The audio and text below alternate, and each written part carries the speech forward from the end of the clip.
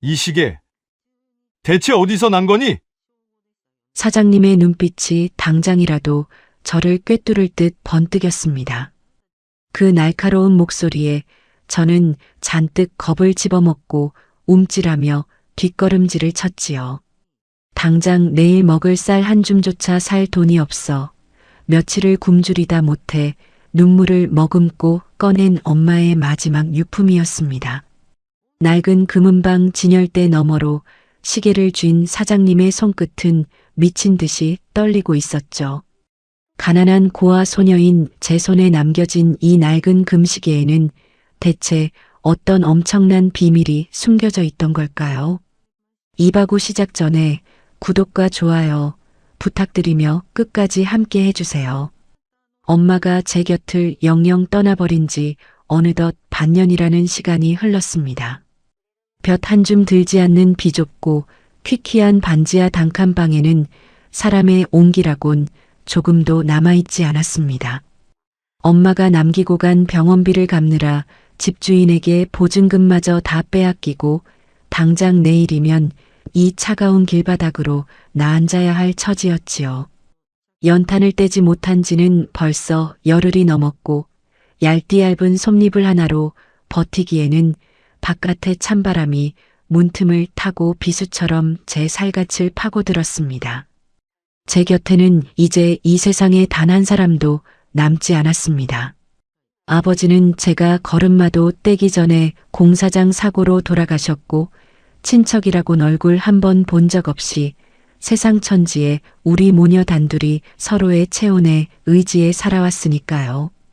유일한 하늘이자 우주였던 엄마마저 차가운 흙더미 속으로 떠나보내고 난 뒤 저는 그 텅 빈 냉골방에 홀로 웅크려 앉아 소리 없이 피눈물만 흘렸습니다. 가슴이 찢어지는 슬픔도 슬픔이었지만 제 작은 몸뚱이를 가장 잔인하게 짓누른 것은 꼬박 나흘을 굶어 창자가 끊어질 듯 파고드는 지독한 배고픔이었습니다. 당장 내일 아침 해가 뜨면 저는 이대로 굶어 죽거나 얼어 죽을 것이 분명했습니다. 그렇게 죽음의 문턱에서 가물가물해지는 정신을 간신히 부여잡았을 때 방구석에 놓인 낡고 긁힌 나무장자 하나가 희미하게 눈에 들어왔습니다.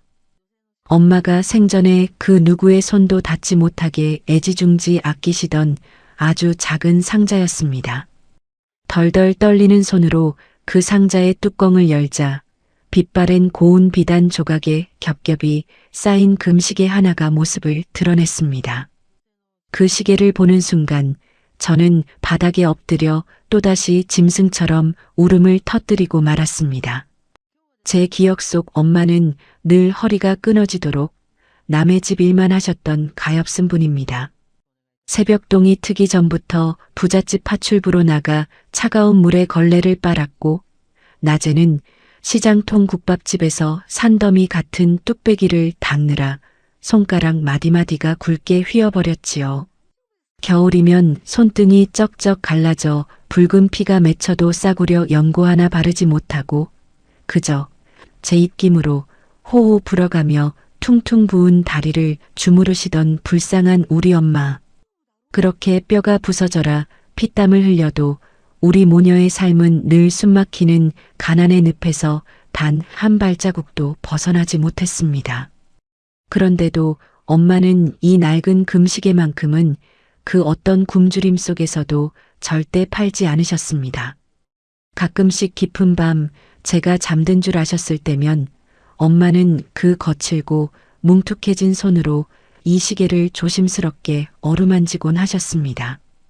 째깍거리는 시계의 차가운 금속 표면 위로 엄마의 뜨거운 눈물이 툭툭 떨어지는 소리를 저는 얇은 이불 속에서 숨을 죽인 채 들어야만 했습니다.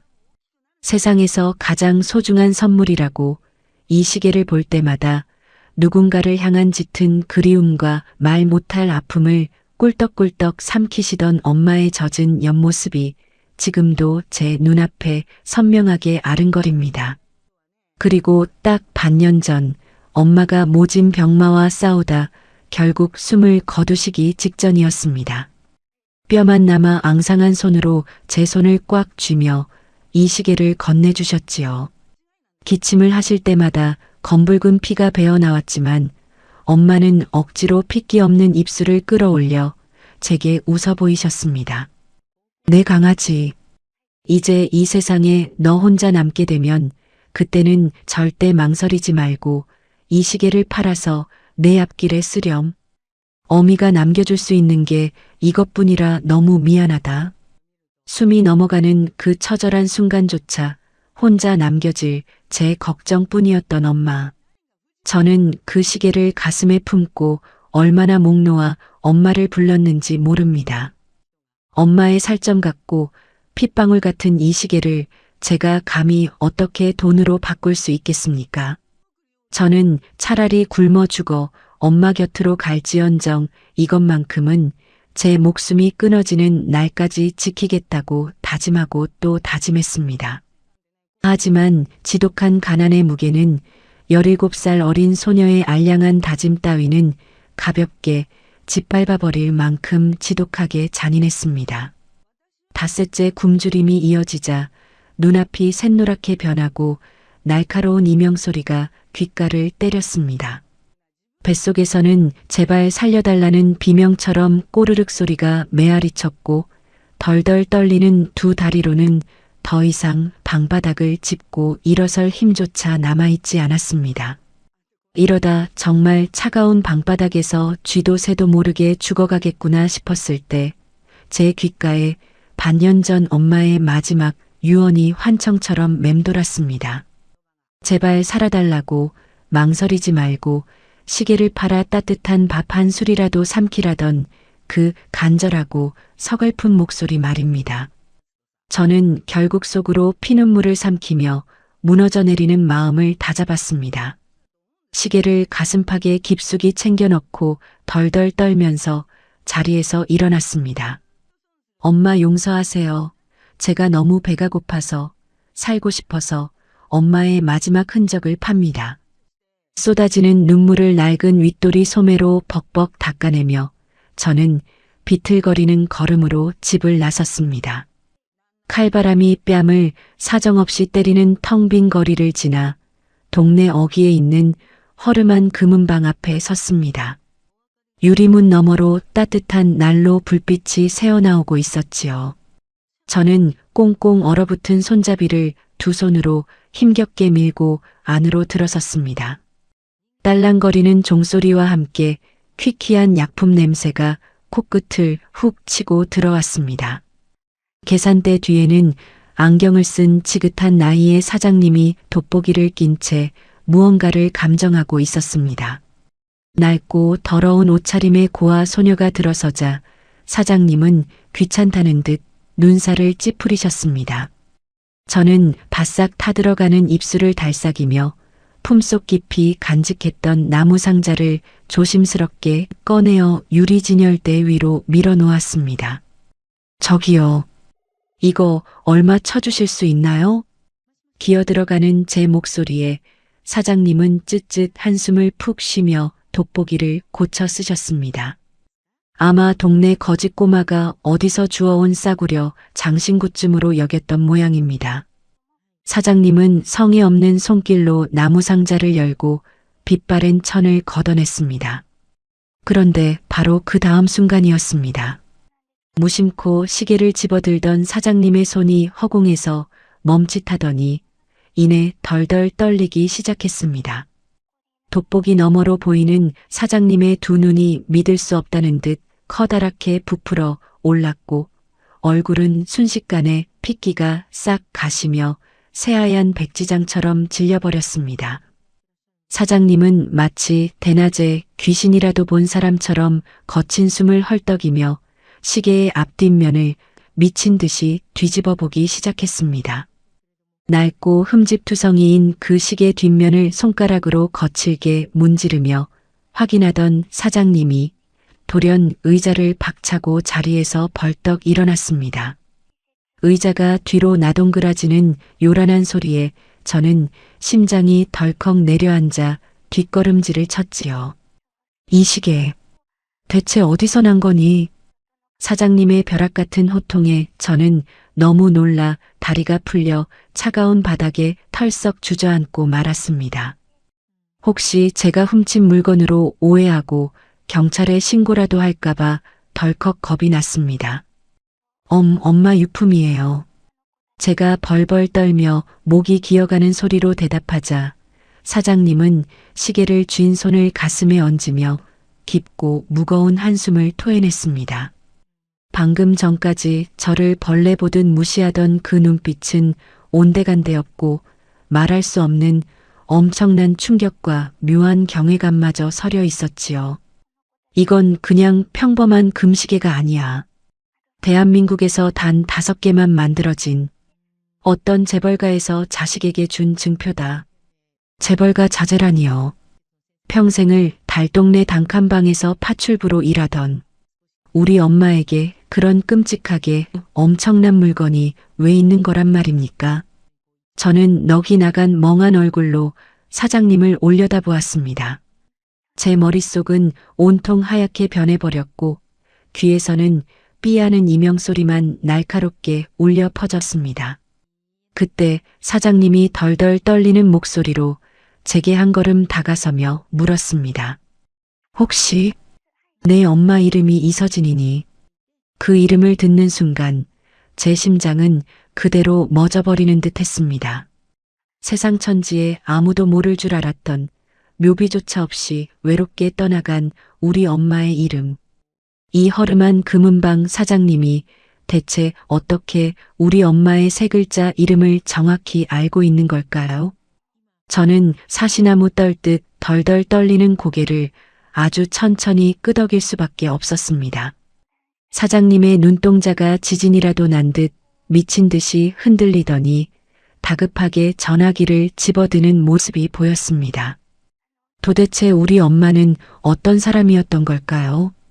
이 낡은 금시계 하나로 인해 가난하고 비참했던 제 인생에 불어닥칠 거대한 폭풍우가 이제 막 그 숨막히는 서막을 올리고 있었습니다.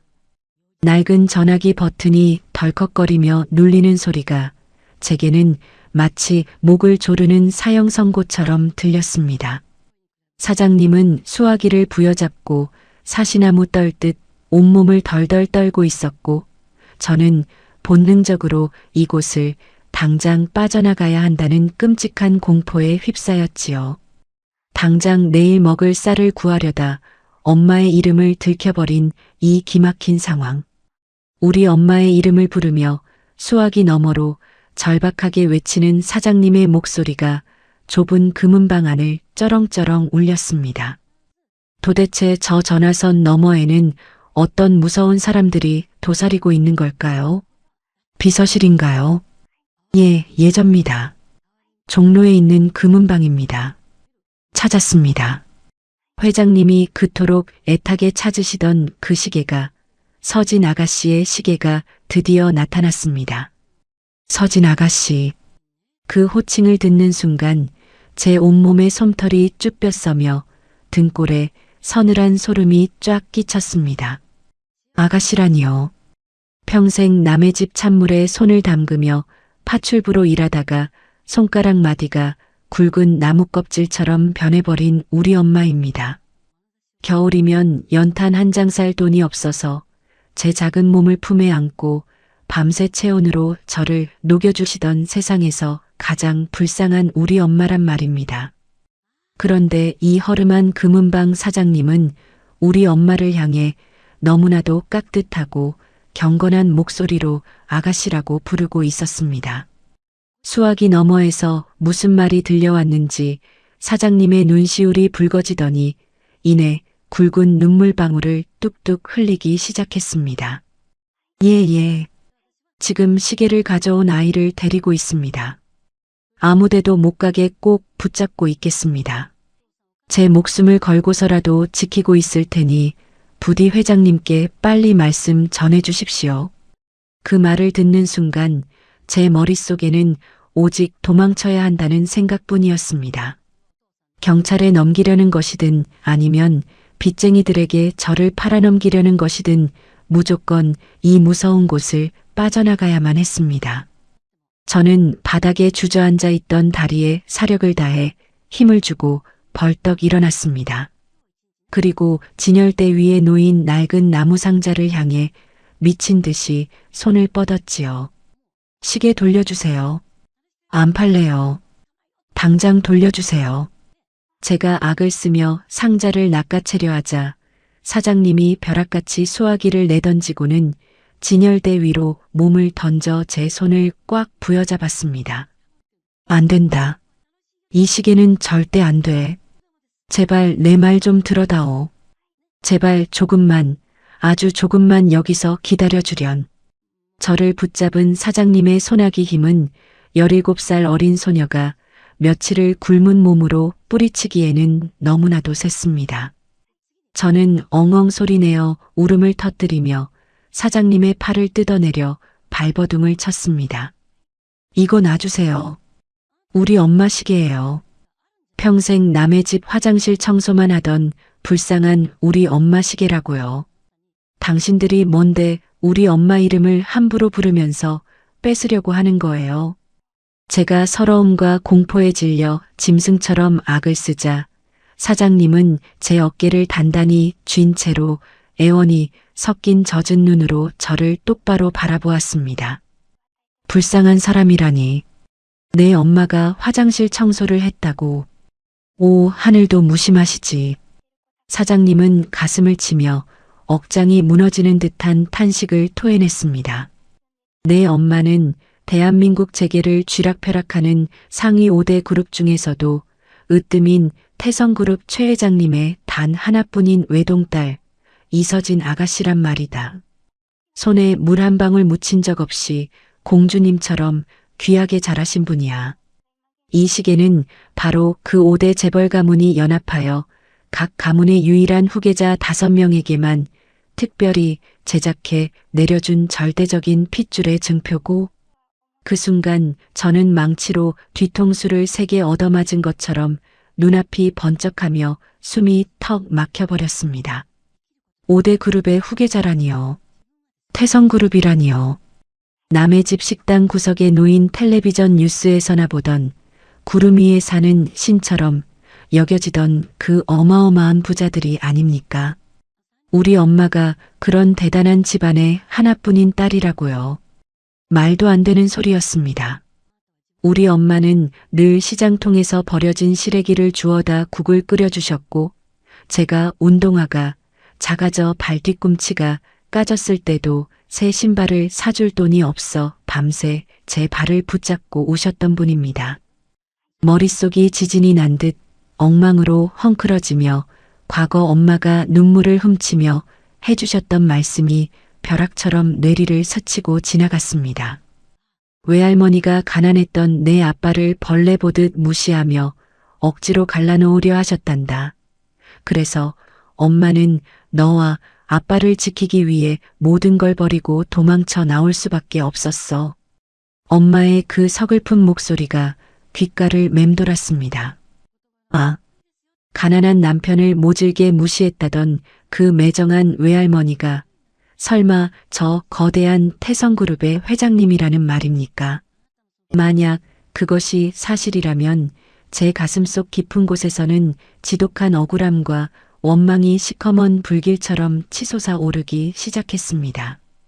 자기 핏줄이 이토록 참혹한 가난 속에서 피를 토하며 죽어가도록, 그리고 17살 난 손녀가 굶어 죽기 직전까지 가도록 그 대단하고 돈 많은 외할머니는 대체 어디서 무엇을 하고 있었단 말입니까?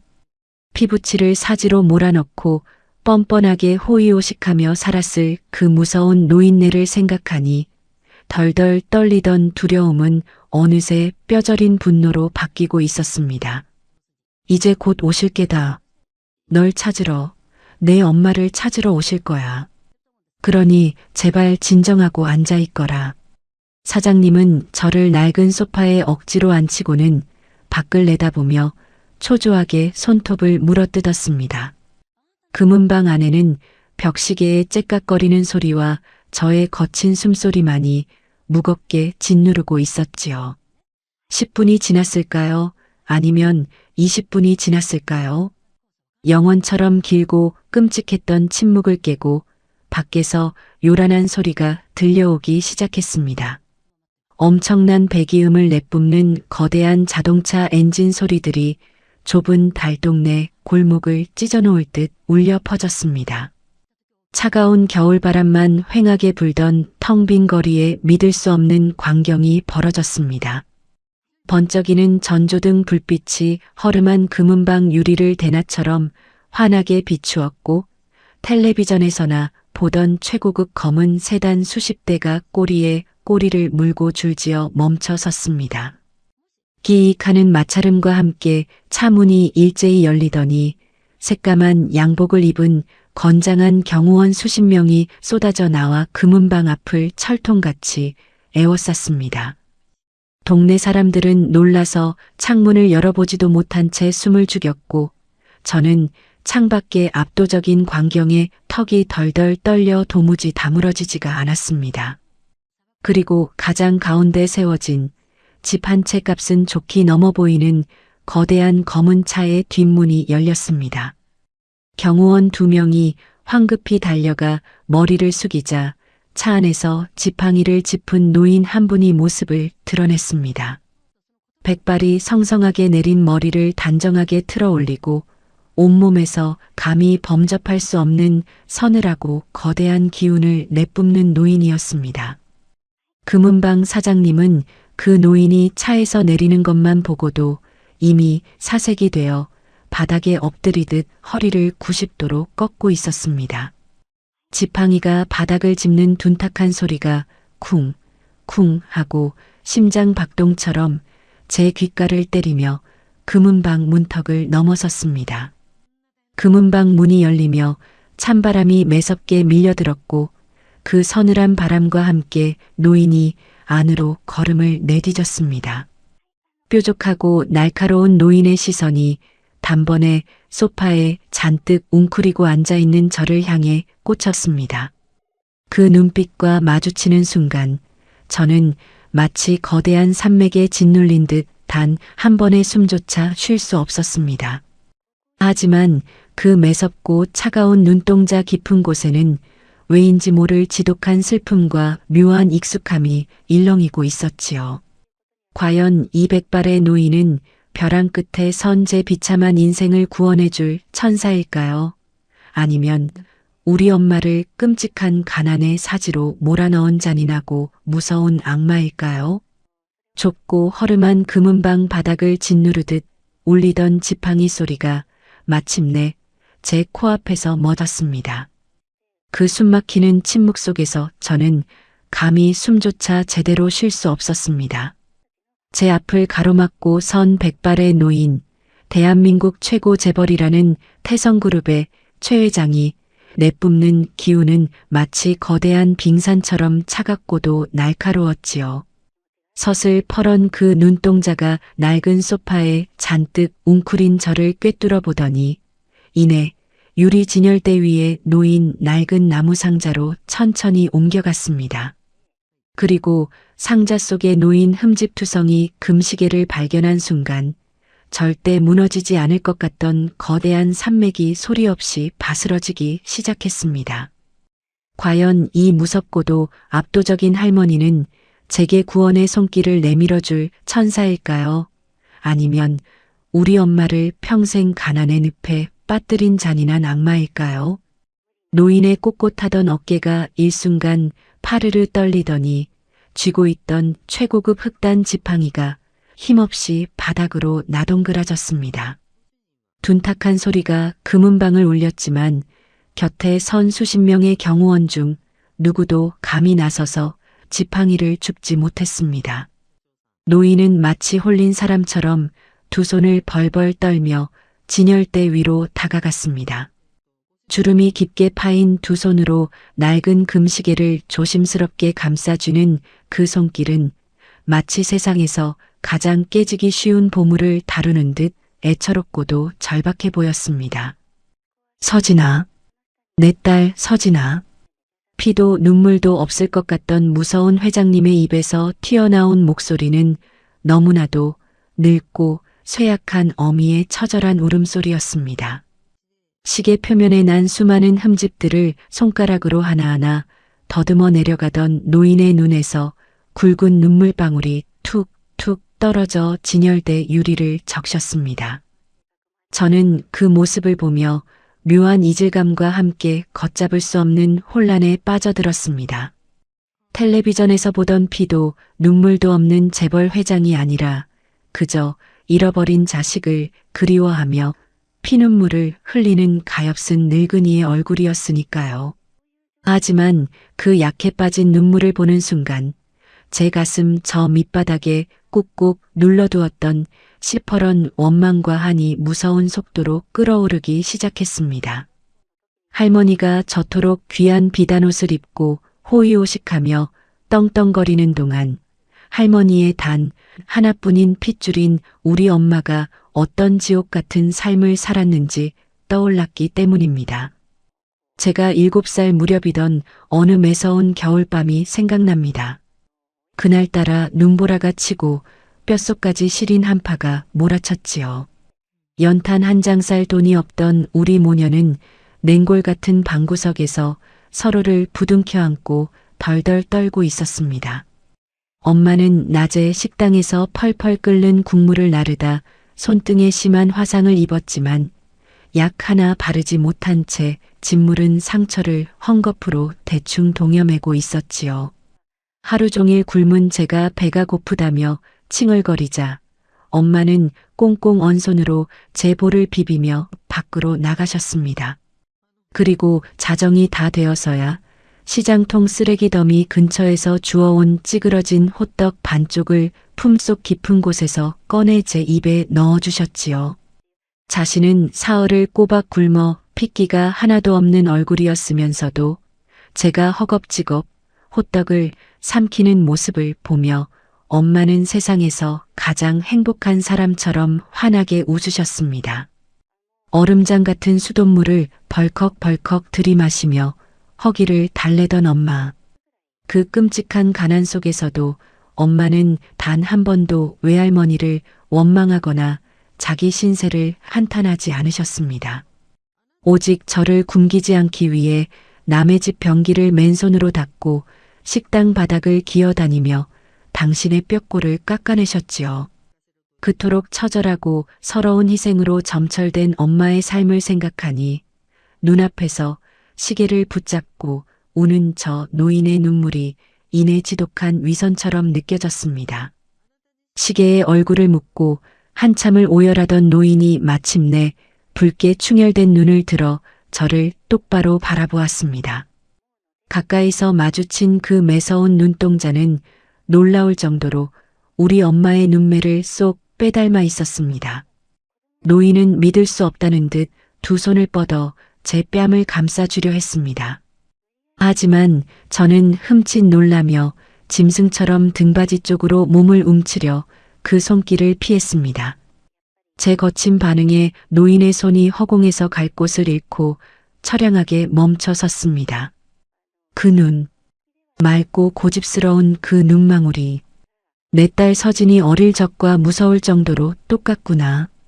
노인의 목소리는 짐승의 앓는 소리처럼 쇳소리가 섞여 있었습니다. 그녀는 금방이라도 숨이 넘어갈 듯 헐떡이며 제게 물었습니다. 말해다오. 아가, 내가 정녕 내 핏줄이란 말이냐? 서진이가, 내 딸 서진이는 대체 어디에 있느냐? 어찌하여 그 아이는 오지 않고 이토록 어리고 마른 내가 이런 참혹한 몰골로 혼자 여기에 있는 게야. 몰골. 그 단어에 저는 아랫입술을 꽉 깨물었습니다. 닷새를 굶어 눈이 푹 꺼지고 뗏물이 졸졸 흐르는 낡은 옷을 입은 제 모습이 저 높은 곳에 사는 회장님 눈에는 퍽이나 끔찍하고 천박해 보였겠지요. 참아왔던 서러움과 분노가 한꺼번에 폭발하며 저는 자리에서 벌떡 일어났습니다. 며칠을 굶은 탓에 눈앞이 핑 돌고 다리가 후들거렸지만 저는 도끼를 품고 두 주먹을 꽉 쥐었습니다. 우리 엄마 찾지 마세요. 이제 와서 당신 핏줄 타령하지 말라고요. 제 입에서 터져나온 날카로운 비명에 금은방 안의 모든 공기가 얼어붙었습니다. 경호원들이 흠칫 놀라 한 발짝 앞으로 다가섰지만 노인은 손을 들어 그들을 제지하며 떨리는 눈으로 저를 멍하니 올려다보았습니다. 당신이 우리 엄마 버렸잖아요. 돈 없는 가난한 우리 아빠랑 결혼했다고 사람 취급도 안 하고 벌레 보듯 무시해서 엄마를 내쫓았잖아요. 그렇게 모질게 버릴 땐 언제고 왜 이제 와서 엄마를 찾아요. 제 악에 바친 원망에 노인은 망치로 머리를 얻어맞은 사람처럼 비틀거렸습니다. 내가 쫓아낸 것이 아니다. 애미 된 도리로 그 험한 가시밭길을 간다기에 제풀에 지쳐 돌아오라고 모진 소리를 했을 뿐이야. 그 뒤로 온 세상을 다 뒤졌지만 꽁꽁 숨어버린 그 아이를 찾을 길이 없었다. 대관절 내 딸은 어디서 무얼하며 살았기에 제 자식을 이토록 끔찍한 구렁텅이에 방치해 둔 게야. 가시밭길, 구렁텅이. 그 말들이 비수처럼 제 가슴에 꽂혔습니다. 엄마가 걸어온 길은 당신의 잔인한 반대 때문에 생긴 지옥이었습니다. 방치라는 참혹한 단어에 저는 짐승처럼 울부짖으며 소리쳤습니다. 방치라고요? 우리 엄마는 뼈가 부서져라 이랬어요. 파출부의 식당 설거지에 겨울이면 손이 다 터져서 피가 철철 나면서도 나 하나 먹여 살리겠다고 단 하루도 쉬지 않고 피땀을 흘렸다고요. 저는 쏟아지는 눈물을 주체하지 못하고 거칠게 숨을 몰아쉬었습니다. 그렇게 죽어라 고생하면서도 엄마는 할머니를 원망한 적 없어요. 이 시계, 이거 세상에서 제일 소중한 선물이라고 할머니가 주신 거라면서 굶어 죽어가는 순간에도 절대 팔지 않고 품에 안고 우셨다고요. 제 말에 노인의 얼굴이 경악으로 물들었습니다. 그녀의 핏기 없는 입술이 파들파들 떨리고 있었고 목구멍에서는 차마 뱉어내지 못한 짐승의 오열이 끓어오르고 있었습니다. 굶어 죽어가다니. 그게 대체 무슨 소리냐? 내 딸이, 그 곱고 귀한 내 딸이 지금 어떻게 되었다는 말이냐? 노인은 금방이라도 쓰러질 듯 위태로운 모습으로 제 바짓가랑이를 부여잡으려 했습니다. 저는 덜덜 떨리는 손으로 소매를 벅벅 닦아내며 제 인생을 송두리째 앗아간 그 잔인한 진실을 벼랑 끝으로 밀어 던지듯 토해냈습니다. 돌아가셨어요. 금은방 안의 시간이 완벽하게 멈춰버렸습니다. 오직 제 거친 숨소리와 밖에서 들려오는 날카로운 겨울 바람 소리만이 귓가를 때렸지요. 우리 엄마, 단칸방에서 피 토하며 돌아가셨다고요. 반년 전에 당신이 그토록 끔찍하게 무시했던 그 가난 속에서 병원비 한 푼 없이 쓸쓸하게 돌아가셨단 말이에요. 제가 내뱉은 그 한마디는 노인의 심장에 가장 잔혹한 대못을 박아 넣었습니다. 영원토록 무너지지 않을 것 같던 거대한 재벌 회장의 두 눈동자가 초점을 잃고 서서히 허공으로 흩어지고 있었습니다. 아니다. 그럴 리가 없어. 그럴 리가 없다. 좁은 금은방 안을 찢어놓을 듯한 노인의 비명소리가 터져나왔습니다. 단칸방에서 피를 토하며 쓸쓸히 돌아가셨다는 제 말에 방금 전까지 저를 꿰뚫어 보던 무서운 회장님의 두 눈동자는 미친 듯이 허공을 헤매기 시작했습니다. 그녀의 창백한 입술은 경련하듯 파르르 떨렸고 화려한 비단옷을 입은 꼿꼿한 몸뚱이는 마치 거센 폭풍우를 만난 낡은 돛담배처럼 위태롭게 비틀거렸지요. 제 인생을 그토록 끔찍한 가난의 구렁텅이로 내몰았던 잔인한 피부치. 그토록 밉고 원망스러웠던 그 무서운 외할머니가 단 한마디 말의 껍데기만 남은 가엾은 늙은이로 부서져 내리는 순간이었습니다. 과연 저 처절하고 뒤늦은 눈물이 차가운 흙더미 속에 누워 계신 우리 엄마를 다시 살려낼 수 있을까요? 노인은 믿을 수 없다는 듯 두 손으로 자신의 머리를 감싸 쥐었습니다. 깔끔하게 틀어 올려져 있던 백발이 헝클어지며 흘러내렸지만 그녀는 자신의 꼴이 어떻게 변해가는지조차 전혀 모르는 듯 했습니다. 내 딸이 죽다니. 그 고운 내 새끼가 병원비 한 푼 없이 죽어가다니. 내가 지금 나를 미워해서 이 늙은 애미 가슴에 대못을 박으려고 거짓말을 하는 것이지. 그렇지 않으냐? 제발 거짓말이라고 해다오. 노인은 금방이라도 숨이 넘어갈 듯 헐떡이며 제게 다가오려 했습니다.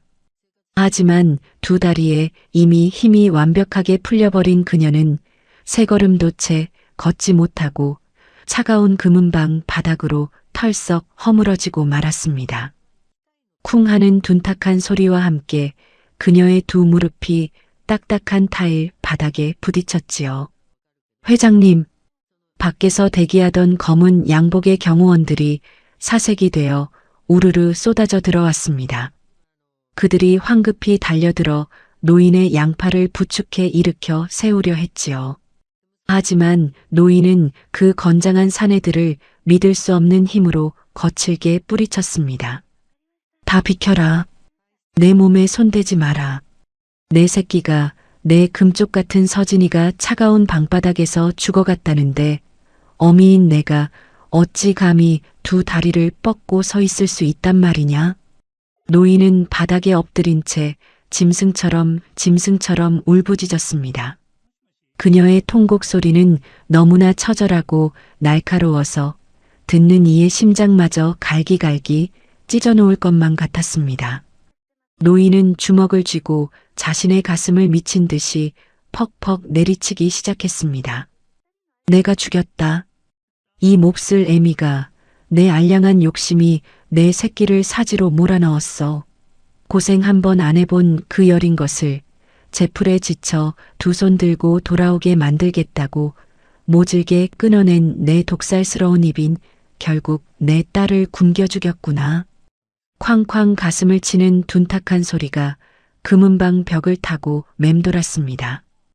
피눈물을 쏟아내며 자신의 가슴을 쥐어뜯는 노인의 모습은 제가 상상했던 피도 눈물도 없는 냉혹한 악당의 모습이 아니었습니다. 그저 잃어버린 자식을 가슴에 묻고 평생을 지옥불 속에서 살아온 뼈저린 회 안에 사무친 한 명의 불쌍한 어머니일 뿐이었지요. 저는 뒷걸음질을 치며 벽에 등을 기댄 채 그 참혹한 광경을 지켜보았습니다. 분명 제가 쏟아낸 원망의 말들이 저 노인의 가슴에 칼을 꽂았건만 제 가슴 속에서도 통쾌함 대신 알 수 없는 뜨거운 덩어리가 울컥 치밀어 오르고 있었습니다. 복수심으로 가득 찼던 제 머릿속이 새하얗게 비워지며 죽기 직전까지 이 낡은 금시계를 어루만지던 엄마의 창백한 얼굴이 다시금 떠올랐습니다. 엄마는 어쩌면 알고 있었던 걸까요? 자신을 모질게 내쳤던 어머니의 진심이 사실은 지독한 사랑에서 비롯된 끔찍한 오해였다는 것을 말입니다. 그래서 그 참혹한 가난 속에서도 끝끝내 할머니를 원망하지 않고 이 시계를 생명줄처럼 품고 사셨던 걸까요? 바닥을 기어 오열하던 노인이 천천히 고개를 들어 저를 바라보았습니다. 눈물과 콧물로 얼룩진 그녀의 주름진 얼굴에는 대한민국 최고의 권력을 쥔 재벌 회장의 위엄 따위는 티끌만큼도 남아있지 않았습니다. 노인은 덜덜 떨리는 두 손을 바닥에 짚고 엉금엉금 기어 제 발밑까지 다가왔습니다. 그리고 제가 미처 피할 새도 없이 뗏물이 졸졸 흐르는 제 낡은 바짓가랑이를 덥석 부여잡았습니다. 아가, 내 핏줄아. 노인의 젖은 목소리가 제 무릎 위로 처참하게 부서져 내렸습니다. 그녀는 제가 며칠을 감지 못해 더러워진 바지에 얼굴을 묻고 소리내어 엉엉 울었습니다. 서진이가 이 못난 애미를 용서하지 못했다면 너를 내게 보내지 않았을 게다. 그 착하고 미련한 것이 자기는 그렇게 피를 토하며 죽어가면서도 이 불쌍한 어미 곁에 제 목숨 같은 너를 남겨두고 간 것이야. 노인의 뜨거운 눈물이 얇은 바지를 뚫고 제 차가운 피부에 닿았습니다. 그 축축하고 뜨거운 온기에 저는 마치 감전이라도 된 듯 온몸이 굳어버렸습니다. 평생 단칸방에서 찬 바람만 맞고 자라온 제게 다른 사람의 체온이라는 것은 오직 우리 엄마의 것뿐이었으니까요. 그런데 지금 저를 붙잡고 우는 이 낯선 할머니의 눈물에서 왜 우리 엄마가 안아주던 그 따뜻하고 묵직한 온기가 느껴지는 걸까요? 저는 덜덜 떨리는 손을 허공에 둔 채 어찌할 바를 모르고 멍하니 서 있을 수밖에 없었습니다. 그때 노인이 바짓가랑이를 잡았던 손을 들어 제 두 손을 꽉 부여잡았습니다. 세상에나. 제 손을 잡은 노인의 입에서 억장이 무너지는 탄식이 터져 나왔습니다. 17살 난 어린아이의 손이, 귀하게 자라야 할 내 핏줄의 손이 어찌 이리 거칠고 험하단 말이냐. 나무 껍질처럼 쩍쩍 갈라진 이 손을 어쩌면 좋단 말이냐. 노인은 굳은 살이 박이고 동상에 걸려 붉게 터진 제 손등에 연신 입을 맞추며 오열했습니다. 그녀의 부드럽고 따뜻한 손바닥이 제 거친 손을 감싸주는 순간 제 눈시울도 걷잡을 수 없이 붉어지기 시작했습니다. 엄마가 죽고 난 뒤 아무도 제 아픈 상처를 들여다봐준 사람이 없었습니다. 사흘을 굶고 추위에 떨 때도 세상은 제게 차가운 눈총만 보냈지요. 그런데 이 할머니는 제 더럽고 갈라진 손을 자신의 얼굴에 비비며 제 아픔을 자신의 뼈를 깎아내는 고통처럼 아파하고 있었습니다. 할머니가 잘못했다. 이 몹쓸 할미가 천벌을 받을 것이야. 내가 지은 죄, 내가 다 지옥에 가서 받을 테니 제발 이 할미를 버리지 말아다오. 서진이가 남기고 간 너만은 내 남은 목숨을 다 바쳐서라도 지키게 해다오.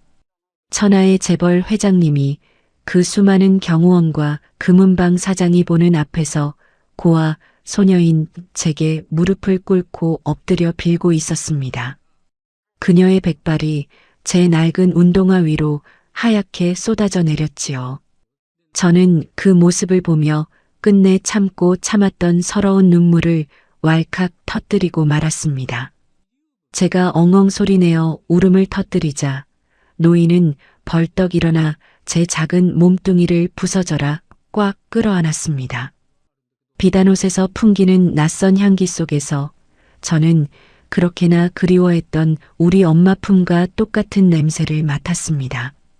핏줄이라는 것은 이토록 무섭고도 질긴 것일까요? 엄마를 사지로 몰아넣은 원수라고 생각했는데 이 품에 안기는 순간 제 뼛속까지 얼어붙었던 추위와 지독한 굶주림의 공포가 사르르 녹아내리는 것을 느꼈습니다. 이제 아무 걱정하지 말거라. 그 누구도 감히 너를 함부로 대하지 못하게 할 것이야. 오늘 내가 지고 있던 빚과 상처, 내 어미가 겪었던 그 모진 고통, 이 할미가 남은 인생을 다 바쳐서 1000배, 10,000배로 갚아주마. 우리 아가, 내 불쌍한 강아지. 저를 끌어안은 할머니의 억센 팔에서 결코 끊어지지 않을 거대한 방패의 힘이 느껴졌습니다.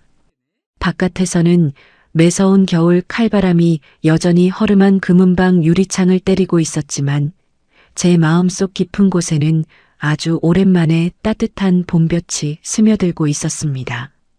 엄마가 남긴 낡은 금시계가 만들어낸 이 기적 같은 만남. 지독한 가난에 시달리던 고아 소녀였던 저를 재벌가의 하나뿐인 손녀로 안착시킨 이 거대한 운명의 수레바퀴는 이제 어떤 화려하고도 비밀스러운 세계로 저를 이끌고 가게 될까요? 구름 위를 걷는다는 것이 이런 기분일까요? 제 발끝에 닿는 푹신한 양탄자의 감촉은 마치 한 번도 밟아본 적 없는 낯선 세상의 흙 같았습니다.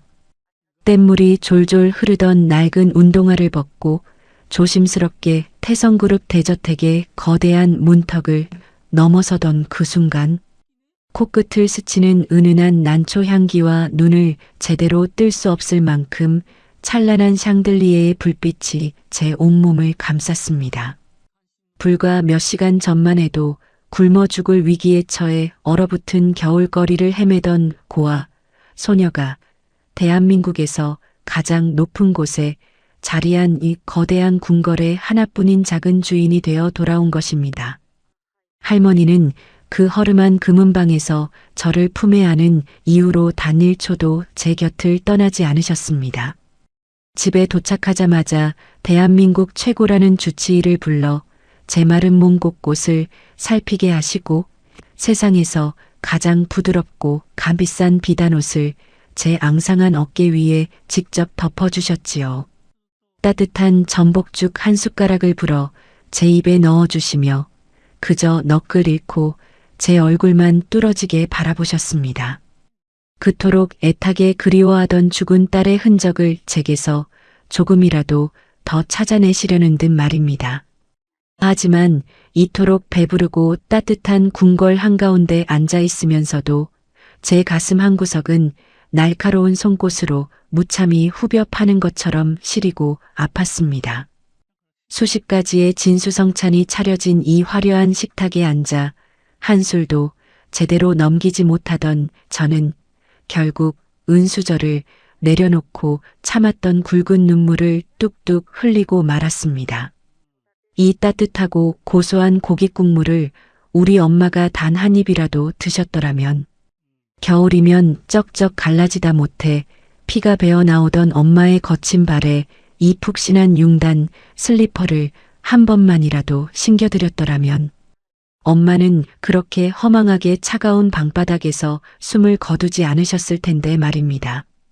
화려하면 화려할수록, 제게 내밀어지는 손길이 따뜻하면 따뜻할수록 냉골에서 죽어간 우리 엄마의 불쌍한 생애가 제 숨통을 턱턱 조여왔습니다. 왜 그러느냐? 입맛에 맞지 않는 게냐? 무엇이든 말만 하거라. 이 할미가 세상의 모든 별이라도 따다 내 밥상 위에 올려줄 터이니. 할머니가 사색이 되어 떨리는 손으로 제 눈물을 닦아주셨습니다. 저는 천천히 고개를 가로저으며 붉어진 눈으로 할머니를 똑바로 바라보았습니다. 그리고 오랫동안 가슴속 깊은 곳에 묻어두었던 엄마가 돌아가시기 전 밤새 눈물로 들려주셨던 그 슬프고도 아픈 과거의 이야기를 조심스럽게 꺼내놓기 시작했습니다. 엄마는 늘 제게 외할머니가 가난한 아빠를 벌레 보듯 무시해서 우리를 지키려고 쫓기듯 집을 나왔다고만 하셨어요. 외가가 이토록 으리으리하고 대단한 집안인 줄은 꿈에도 모른 채 저는 그저 아주 깐깐하고 무서운 어른들이라고만 생각했죠. 엄마는 혹시라도 할머니가 사람들을 풀어 가난한 아빠를 해코지할까봐 너무 두려워서 원래 쓰던 고운 이름조차 숨기고 달동네 깊은 반지하로 숨어드신 거예요. 제 입에서 나온 아빠라는 단어에 할머니의 굽은 어깨가 흠칫 떨리는 것이 보였습니다.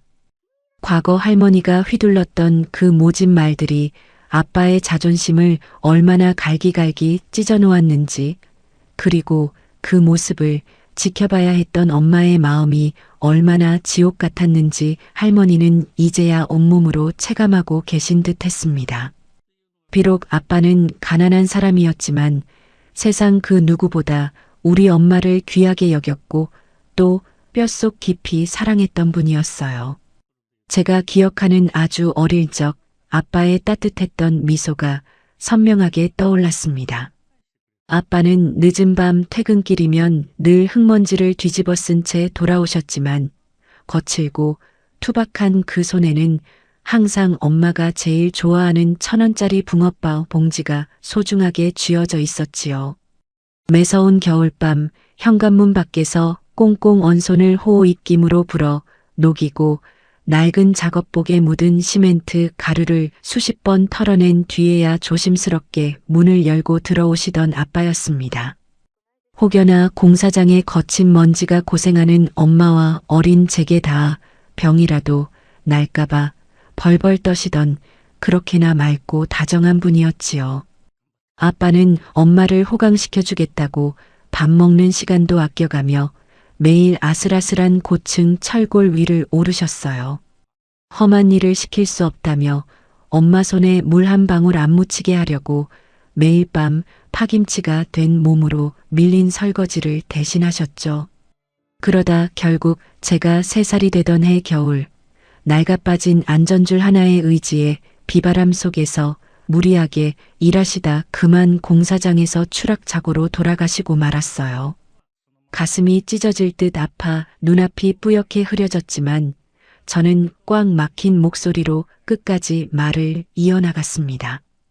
아빠가 억울하게 돌아가시고 몇 날 며칠을 굶주리던 날 참다 못한 어린 제가 엉엉 울면서 물은 적이 있어요.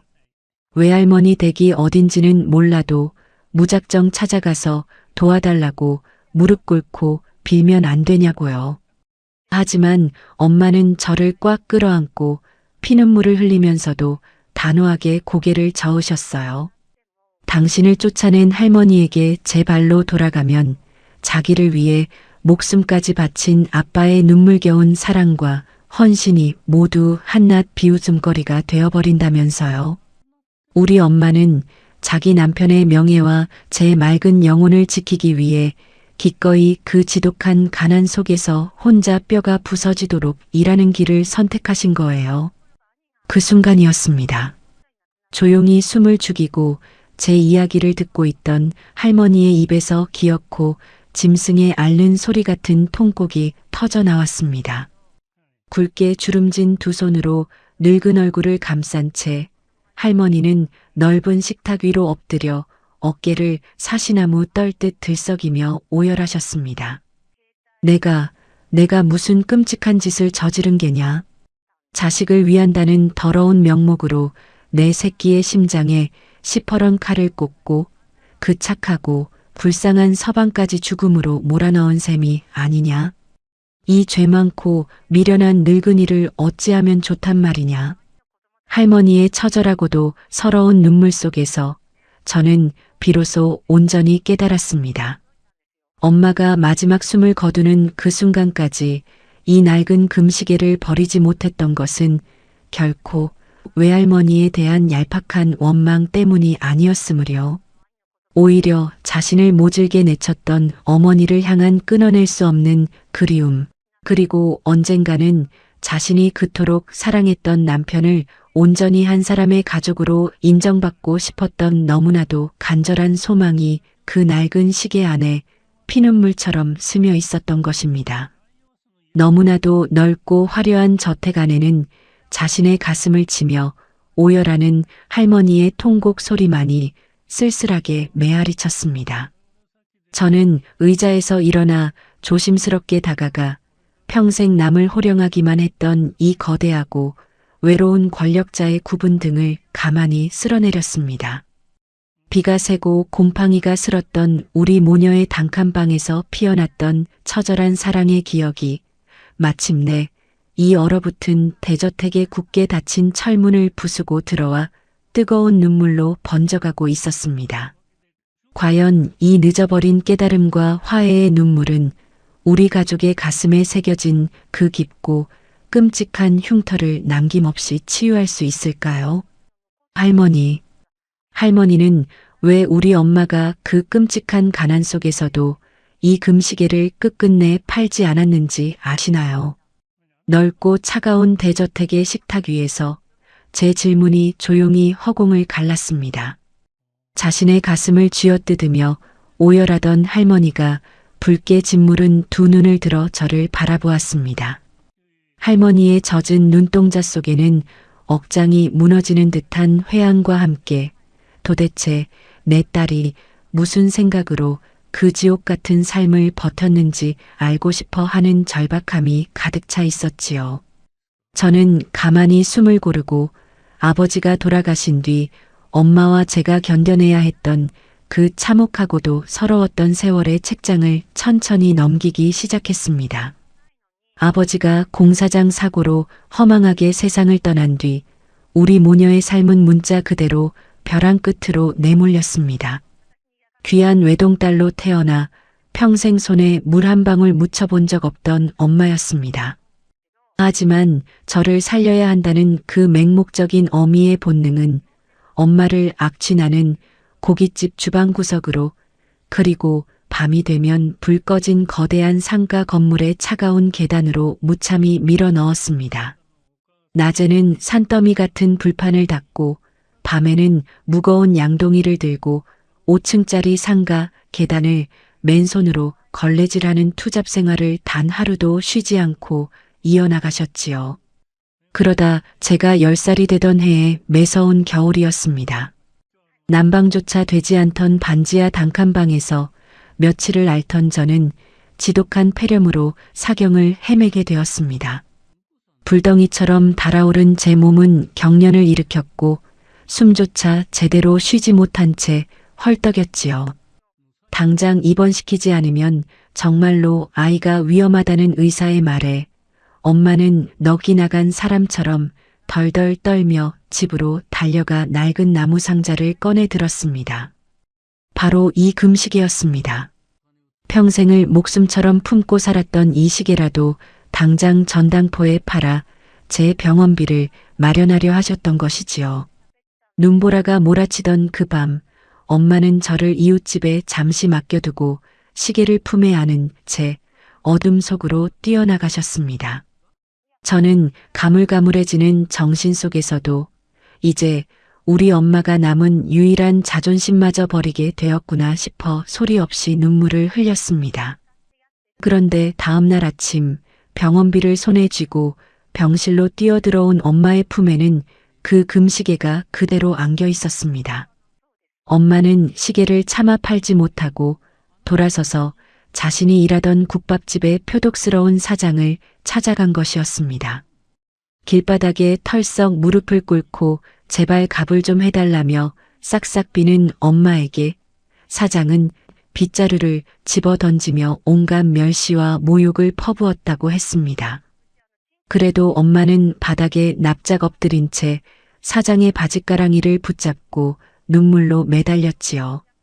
결국 그 돈을 빌리는 대가로 엄마는 몇 달 동안 밤잠을 꼬박 새우며 남들이 다 꺼리는 건물 화장실 청소까지 도맡아야만 했습니다.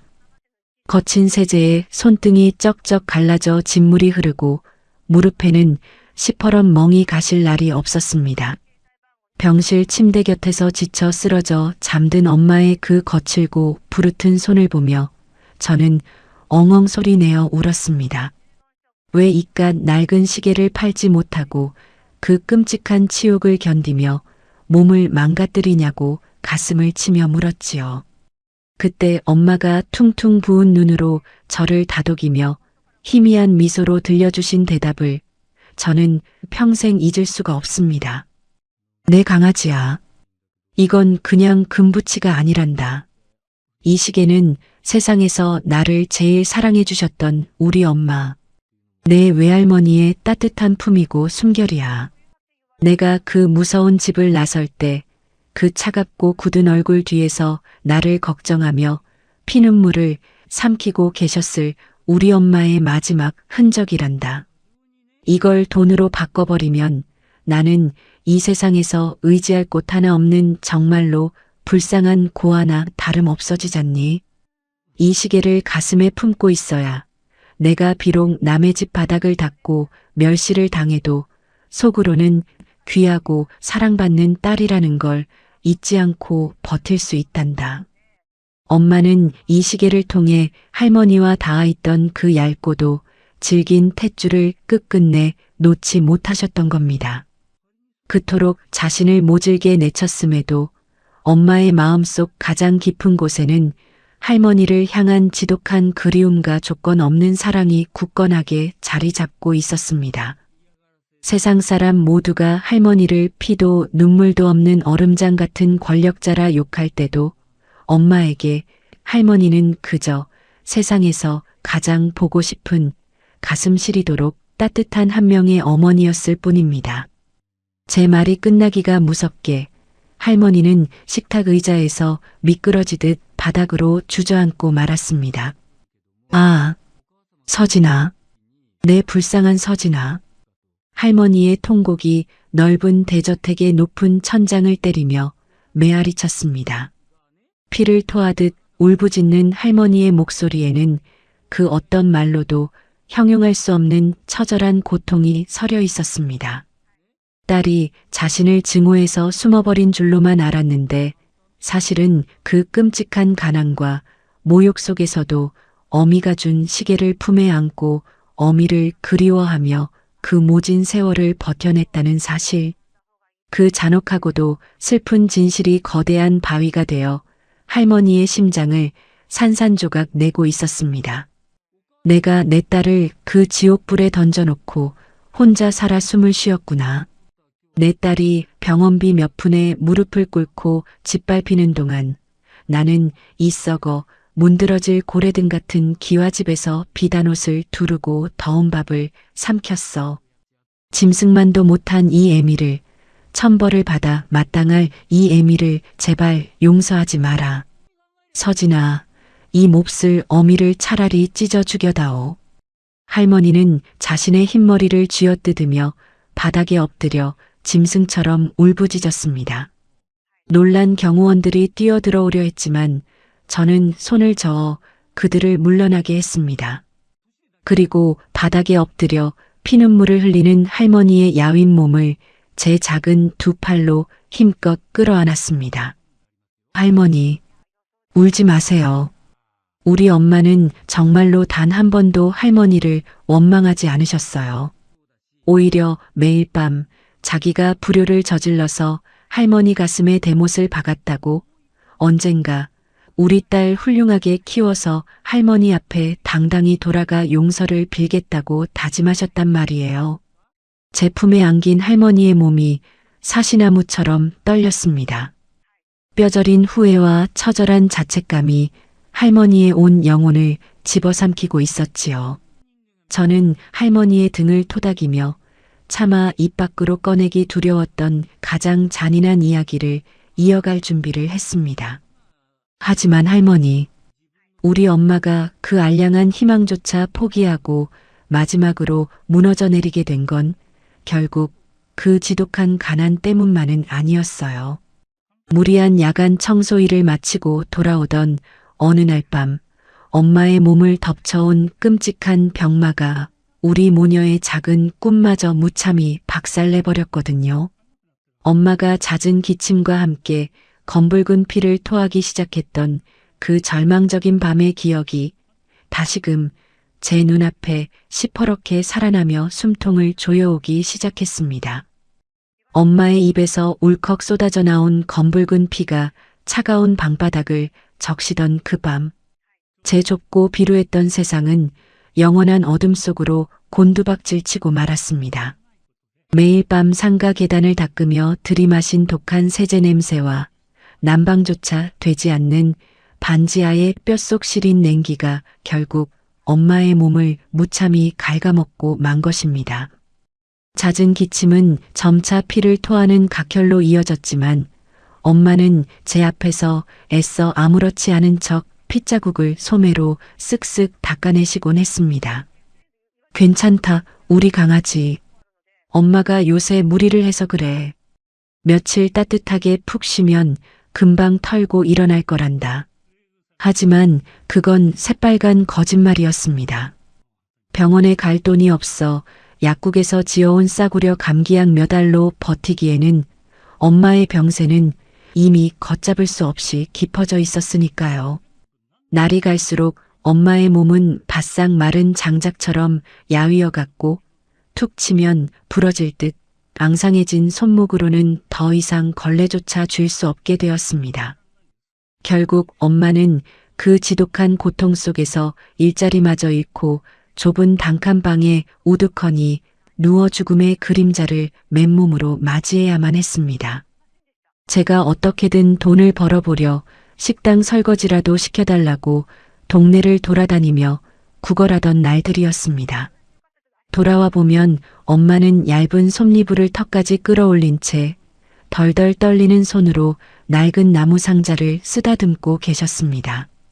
눈이 푹 꺼진 창백한 얼굴로 그 금시계를 바라보는 엄마의 눈빛에는 차마 말로 다 할 수 없는 깊은 회한과 절박함이 소용돌이치고 있었지요. 자신이 죽고 나면 세상 천지에 홀로 남겨질 불쌍한 핏덩이. 저를 향한 찢어지는 걱정이 엄마의 마지막 숨통마저 가로막고 있었던 것입니다. 그리고 마침내 운명의 시간이 찾아온 반년 전에 어느 늦은 밤이었습니다. 그날따라 유난히 숨을 몰아쉬시던 엄마가 뼈만 남은 앙상한 손을 뻗어 제 손을 꽉 움켜쥐셨습니다. 얼음장처럼 차갑게 식어가는 엄마의 손바닥에서 저는 덜컥 직감하고 말았지요. 아, 우리 엄마가 이제 정말로 나를 두고 떠나시려나 보다 하고 말입니다. 저는 엉엉 소리내어 울며 엄마의 품에 얼굴을 묻었습니다. 제발 나만 두고 가지 말라고, 엄마 없이 나 혼자 이 무서운 세상을 어떻게 살아가냐고 짐승처럼 울부짖었지요. 엄마는 힘없는 손으로 제 머리를 쓰다듬으며 베개 밑에 소중히 품어두었던 그 낡은 나무 상자를 꺼내 제 품에 억지로 안겨주셨습니다. 엄마, 이거 왜 이래요? 나 이거 싫어요.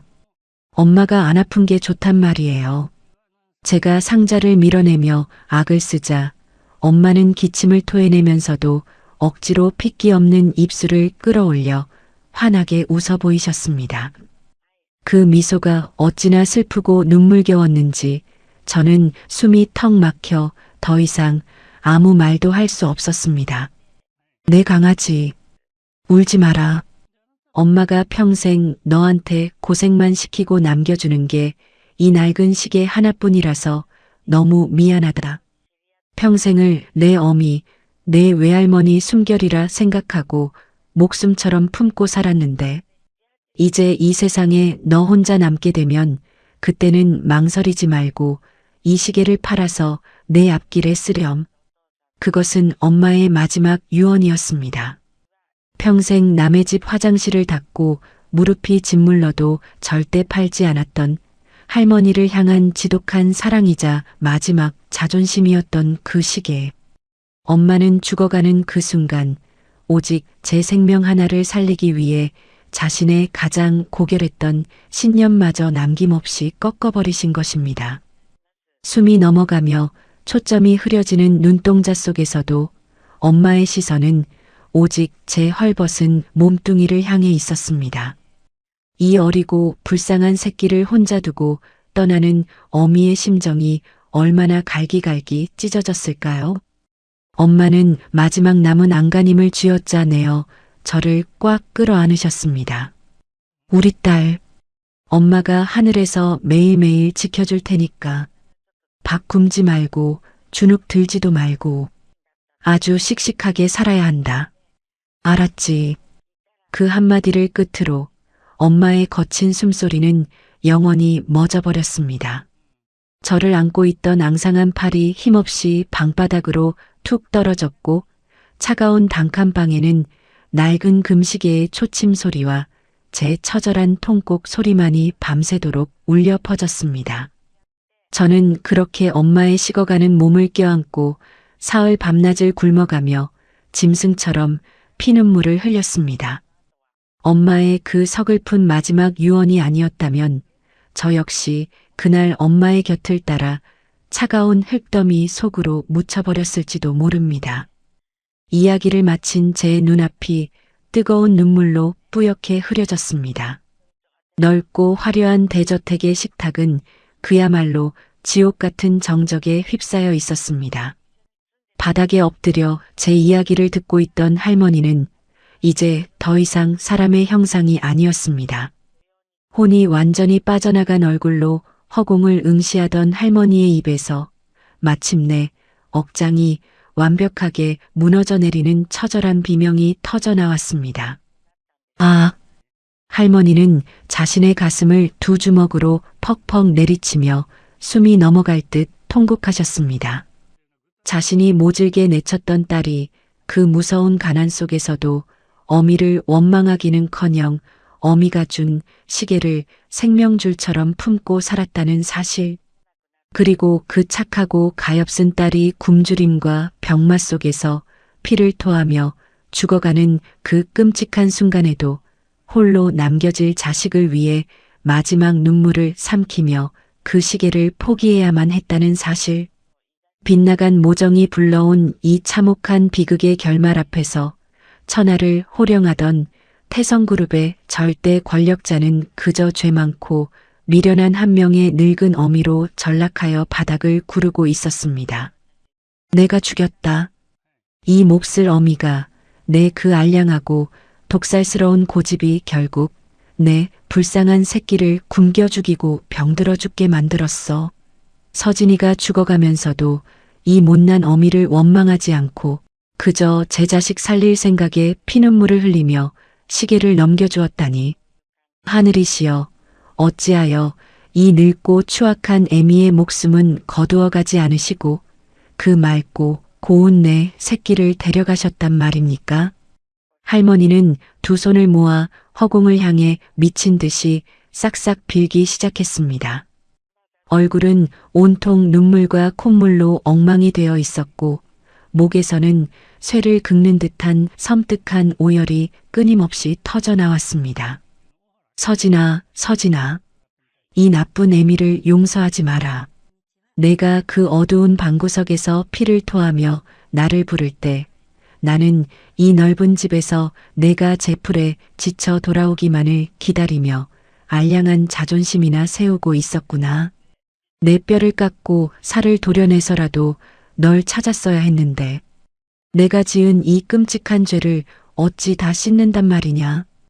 핏줄을 사지로 몰아넣었다는 뼈저린 자책감이 할머니의 온몸을 갈기갈기 찢어놓고 있었습니다. 저는 그 처절한 슬픔 앞에 천천히 다가가 바닥에 웅크려 짐승처럼 울부짖는 할머니의 야윈 몸을 다시 한번 꽉 끌어안았습니다. 할머니의 뜨거운 눈물이 제 어깨를 적셨고 저 역시 터져나오는 울음을 참지 못하고 소리내어 엉엉 울었습니다. 짐승 같은 처절한 오열이 거칠게 휩쓸고 지나간 대저택의 거실에는 오직 저와 할머니가 서로를 부둥켜 안고 흘리는 뜨거운 눈물만이 고요하게 강물처럼 흐르고 있었습니다. 핏줄을 벼랑 끝으로 내몰았다는 뼈저린 죄책감에 스스로의 가슴을 쥐어뜯던 할머니. 그 거대한 슬픔의 무게는 얼어붙어 있던 제 마음속 원망의 벽마저 남김없이 허물어뜨렸습니다. 저는 바닥에 주저앉아 헐떡이는 할머니의 굽은 등을 제 작은 두 팔로 있는 힘껏 끌어안았습니다. 할머니의 화려한 비단옷 위로 제 굵은 눈물방울이 쉴 새 없이 뚝뚝 떨어졌고 할머니 역시 뗏물이 흐르는 제 낡은 윗도리를 생명줄처럼 부여잡은 채 놓지 않으셨지요. 피도 눈물도 없는 잔혹한 악당인 줄만 알았던 나의 외할머니는 그저 자식을 잃고 지옥불에 떨어진 한 명의 늙고 가여운 어머니일 뿐이었습니다. 한참을 제 품에 안겨 어린아이처럼 소리내어 우시던 할머니가 마침내 붉게 짓무른 두 눈을 들어 제 얼굴을 똑바로 바라보셨습니다. 덜덜 떨리는 거친 손을 뻗어 눈물로 범벅이 된 제 뺨을 쓰다듬는 그 손길에는 감히 범접할 수 없는 어떤 거룩하고도 단호한 다짐이 서려 있었습니다. 서진이가, 내 착하고 미련한 딸 서진이가 죽어가면서도 이 못난 어미를 끝끝내 용서하고 널 내게 보낸 거구나. 할머니의 목소리는 갈라지고 쉬어 있었지만 제 영혼을 울릴 만큼 깊고 묵직했습니다. 할머니는 쩍쩍 갈라진 제 두 손을 당신의 볼에 부비며 피를 토하듯 절절한 맹세를 쏟아내셨습니다. 아가, 오늘 내가 지고 있던 그 무서운 빚과 뼛속 시린 상처, 그리고 내 딸이 평생토록 겪어야 했던 그 모진 고통과 서러움, 이 할미가 남은 인생을 다 바치고 내 뼈를 갈아서라도 1000배, 10,000배로 갚아주마. 내 목숨이 끊어지는 그날까지 세상 그 어떤 바람도 감히 내 곁을 스치지 못하게 내가 너의 거대한 방패가 되어줄 것이야. 그 피 끓는 다짐을 듣는 순간 제 가슴속 깊은 곳에 맺혀있던 시퍼런 항과 멍울들이 봄눈 녹듯 사르르 녹아내리는 것을 느꼈습니다.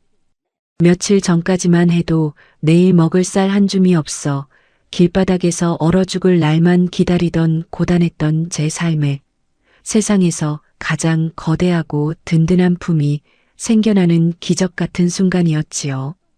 엄마가 죽어가면서도 참아 버리지 못했던 그 바보 같은 용서와 맹목적인 사랑이 결국 세대를 건너뛰어 홀로 남겨진 제 앞길을 지켜주는 가장 위대한 방패로 되돌아온 것입니다. 그로부터 며칠 뒤 하늘이 눈이 부시도록 맑게 갠 어느 겨울날이었습니다. 할머니는 태성그룹의 모든 중요한 일정을 뒤로 미룬 채 저의 손을 꼭 잡고 엄마가 잠들어 계신 납골당을 찾았습니다. 묘비조차 세울 돈이 없어 이름 모를 야산의 싸구려 납골당 구석에 외롭게 모셔져 있던 엄마의 유골함은 이제 대한민국에서 가장 볕이 잘 들고 따뜻한 최고급 추모공원의 한가운데로 옮겨져 있었습니다. 수백 송이의 새하얀 국화꽃이 엄마의 사진 앞을 포근하게 감싸고 있었고 맑은 햇살이 엄마의 환한 미소 위로 눈부시게 부서져 내렸지요.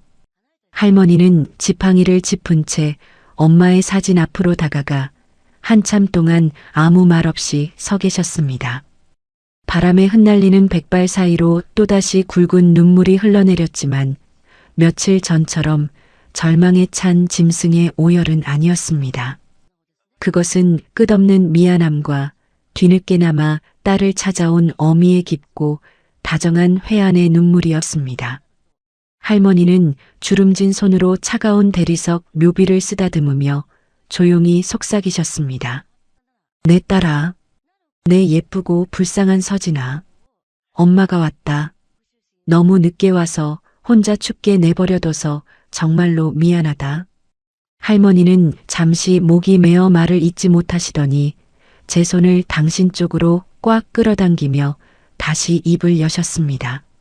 내가 목숨을 바쳐 지켜낸 우리 강아지, 이 늙은 어미가 널 대신해서 세상에서 가장 귀하고 훌륭하게 키워낼 테니 이제 아무 걱정일랑 하지 말거라. 내가 그토록 사랑했던 그 착한 서방 곁으로 가서 이제는 손에 물 한 방울 묻히지 말고 푹 쉬어야 한다. 알았지? 엄마의 사진 속 얼굴은 마치 할머니의 그 따뜻한 약속을 들은 것처럼 평소보다 훨씬 더 평온하고 아름답게 웃고 있는 듯 했습니다. 저는 품속에 깊이 간직해 두었던 그 낡은 나무 상자를 꺼내어 열었습니다. 벨벳 천위에 놓인 흠집투성이 금시계가 햇빛을 받아 영롱하게 반짝였습니다. 저는 그 시계를 꺼내어 엄마의 영정 사진 앞에 가만히 내려놓으려 했습니다. 이제 할머니를 만났으니 이 시계는 다시 엄마의 곁으로 돌려드리는 것이 맞다고 생각했으니까요. 하지만 그 순간 할머니의 따뜻한 손이 제 손목을 부드럽게 감싸주었습니다.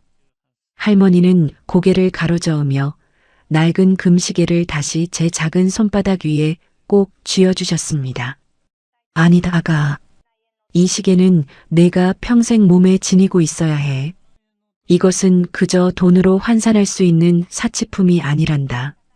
내 어미가 자신을 내친 핏줄을 향해 보낸 위대한 용서이며 끔찍한 가난 속에서도 자식을 살려내려 했던 거룩한 희생의 증표다. 내가 앞으로 세상을 살아가다 어둡고 힘든 길을 마주하게 될 때마다 이 시계를 보며 내 어미의 그 눈물겨운 사랑을 꼭 기억하거라. 할머니의 말씀에 저는 벅차오르는 가슴을 안고 시계를 제 가슴팍에 깊이 품었습니다. 시계의 차가운 금속 표면 너머로 엄마의 심장 박동처럼 규칙적이고 따뜻한 째깍거림이 제 온몸으로 전해져 왔습니다. 우리는 그렇게 서로의 손을 굳게 맞잡은 채 엄마의 묘소 앞에서 한참 동안 따스한 햇살을 맞았습니다. 더 이상 매서운 겨울의 칼바람도 내일의 끼니를 걱정해야 하는 지독한 굶주림의 공포도 우리를 위협하지 못했습니다. 저를 향해 환하게 웃고 있는 엄마의 사진과 제 곁을 든든하게 지켜주는 할머니의 체온. 제 인생을 옥죄던 길고 끔찍했던 가난과 절망의 터널이 마침내 완벽하게 끝나는 순간이었습니다. 비바람에 찢기고 꺾인 줄만 알았던 낡은 국화 한 송이가 마침내 얼어붙은 땅을 뚫고 나와 가장 찬란하고 따뜻한 봄볕 아래 다시 굳건히 뿌리를 내렸습니다. 참으로 길고도 아픈 시간이었습니다.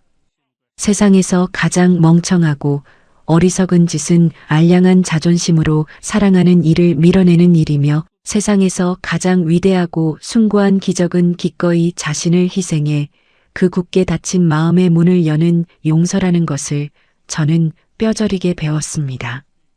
눈을 감으면 엄마가 마지막으로 지어 보이셨던 그 슬프고도 따뜻한 미소가, 그리고 제 손에 시계를 쥐어주며 당부하셨던 그 간절한 목소리가 지금도 제 귓가에 조용히 맴도는 듯합니다. 오늘의 이바구는 여기까지입니다. 끝까지 함께 해주셔서 감사드리며 구독과 좋아요 눌러주시면 놀라운 인생 사연들을 누구보다 먼저 무료로 만나보실 수 있습니다.